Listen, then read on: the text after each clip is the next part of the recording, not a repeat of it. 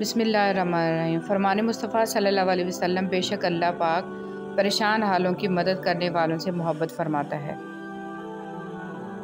رکاوٹیں تو زندہ انسانوں کے لیے ہیں، میت کے لیے تو ہر کوئی راستہ چھوڑ دیتا ہے۔ حضور صلی اللہ علیہ وسلم نے فرمایا، میری امت کے رحم دل لوگوں سے اپنی مرادیں مانگو، ان کے قریب رہا کرو، کیونکہ میری رحمت ان میں ہے۔ اللہ کی راہ میں دینا شروع کریں، آنا خود ہی شروع ہوگا۔ سب کچھ گزر جاتا ہے مگر سب کچھ بلایا نہیں جاتا۔ اگر کچھ الگ کرنا ہے تو بھیڑ سے ہٹ کر چلو۔ بھیڑ ہمت تو دیتی ہے مگر شناخت چھین لیتی ہے۔ لوگ بہت جلد چلے جاتے ہیں، احساسات بہت دیر تک رہتے ہیں۔ ہر انسان خوبصورت ہے، بشرطے کہ دیکھنے والا خوبصورت انسان ہو۔ سوچ سے بڑھ کر کوئی خوبصورت نہیں، کیونکہ شخصیت کا حقیقی جوہر سوچ ہے، جلد کی رنگت نہیں۔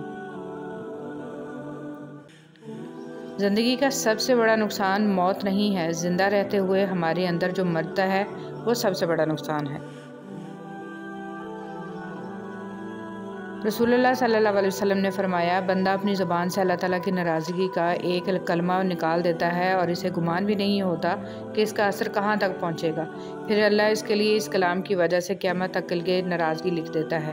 اور بندہ اپنی زبان سے اللہ تعالیٰ کی رضامندی کا ایک کلمہ کہہ دیتا ہے اور اسے گمان بھی نہیں ہوتا کہ اس کا اجر کہاں تک پہنچے گا، پھر اللہ اس کے لیے اس کلام کی وجہ سے قیامت تک کے لیے رضامندی لکھ دیتا ہے۔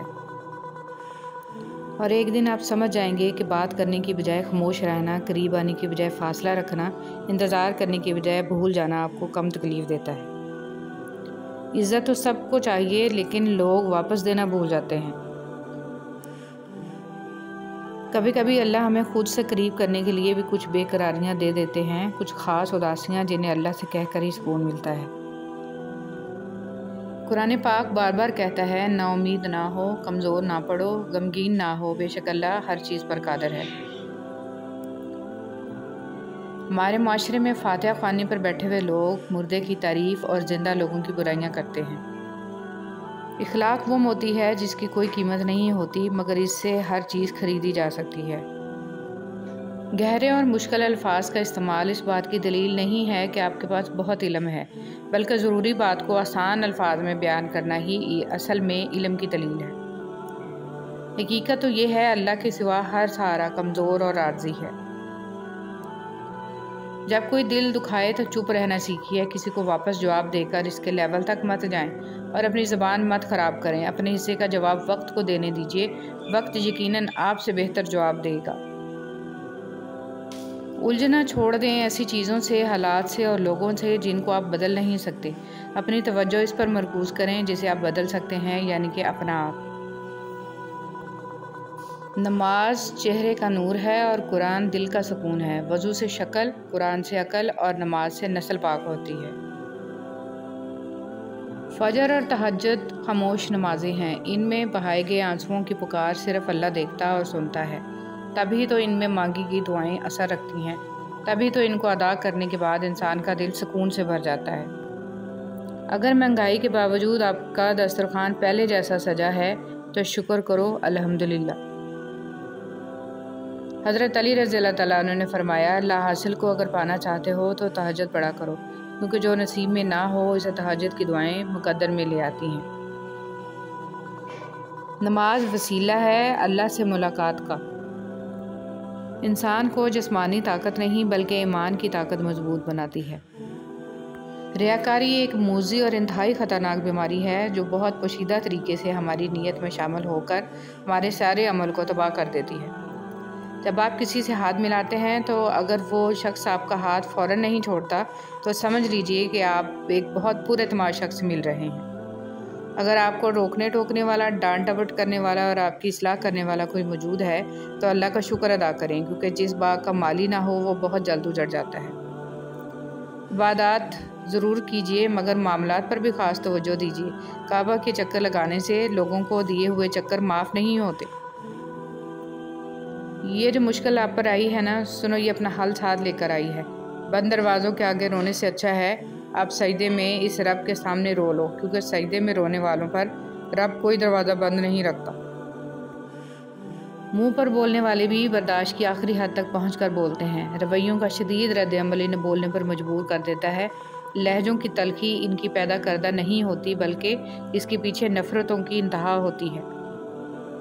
تہجد میں جب سر زمین پر رکھتے ہو تو تب ہی دعائیں تمہاری قبول ہو چکی ہوتی ہیں۔ تم صدائیں زمین پر دیتے ہو، اس وقت وہ عرش پہ پہلے سے ہی سنی جا چکی ہوتی ہیں۔ تہجد کوئی عام نماز نہیں ہے، وہ تو اللہ سے ملنے کا بہترین راستہ ہے۔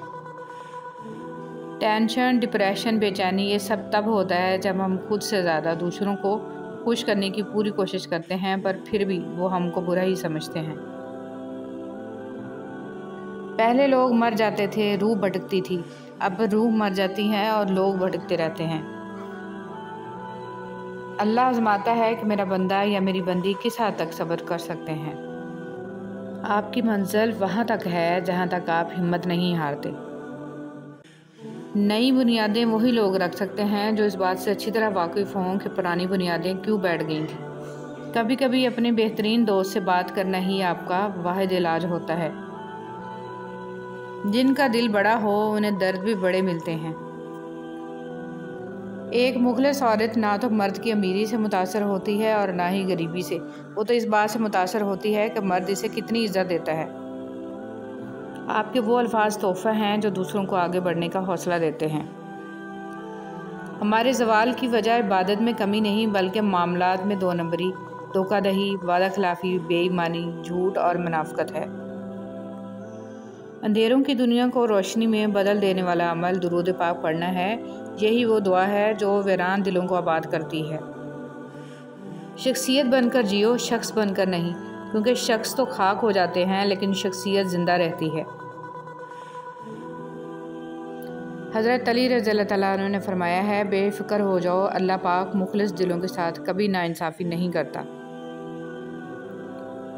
جھکو صرف وہاں پر جہاں تمہیں جھکانے کی ضد نہ ہو۔